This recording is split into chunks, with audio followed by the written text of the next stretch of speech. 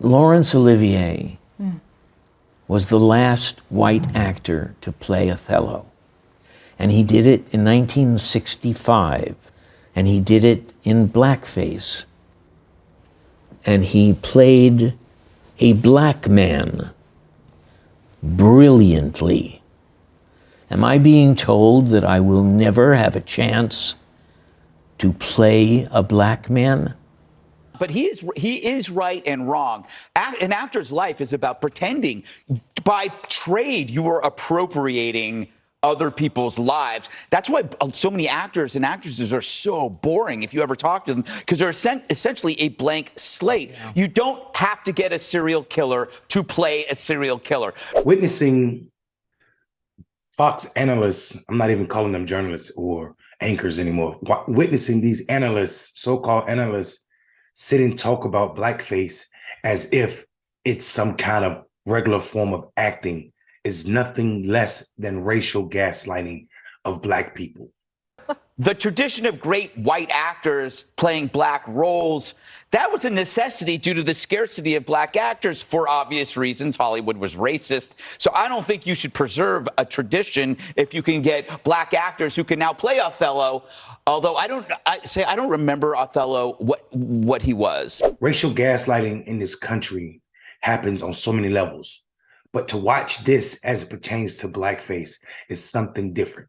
To tell us that our experience around racial stereotypes that came from blackface, the fact that white people are so comfortable thinking that black people are lazy, loud, mammy, overweight, black woman, the buffooning, tapping, dancing, shiftless, dishonest, and oversexed.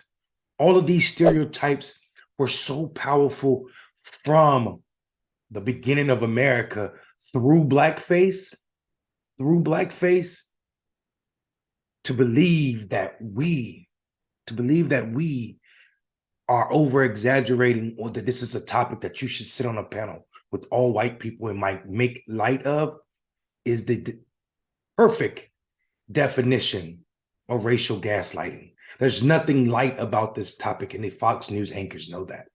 But they're doing their job to make sure that white people aren't triggered, and they don't see a problem with Richard Dreyfuss thinking and wishing for a day where his white self, can be dressed in shoe polish or burnt cork to play black people.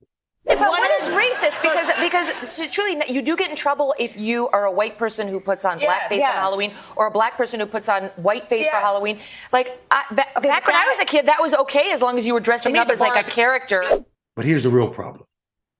It's called history. If you do the history of blackfacing, you see when it became popular. The idea of Jim Crow, a lot of people don't even understand.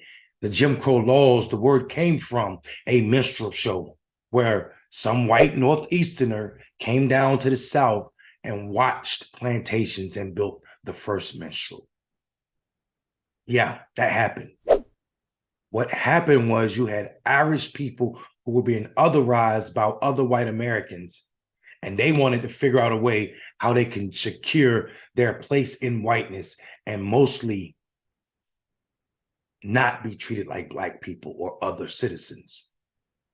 And that's what they did. They used the minstrel show as their escape from otherizing and their avenue into whiteness, and it worked. Mostly Irish people played minstrel characters. Jim Crow, the jazz singer, all of these shows mocked and over-exaggerated what it meant to be an African-American. Zip Coon, the Mammy, and it also allowed Irish people to show white people, look, we're not this group of people.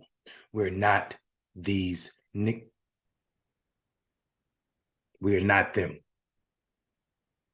Minstrel shows were superiorly popular in white America, in this America. It is ridiculous to think that Richard Dreyfuss is screaming because he can't put on blackface.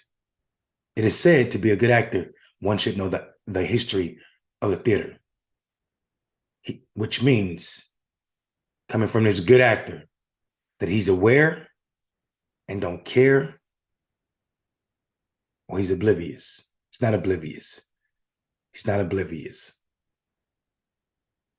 This is the ridiculousness at which I live as a Black person, as a Black soul in this country, a country where I am a citizen.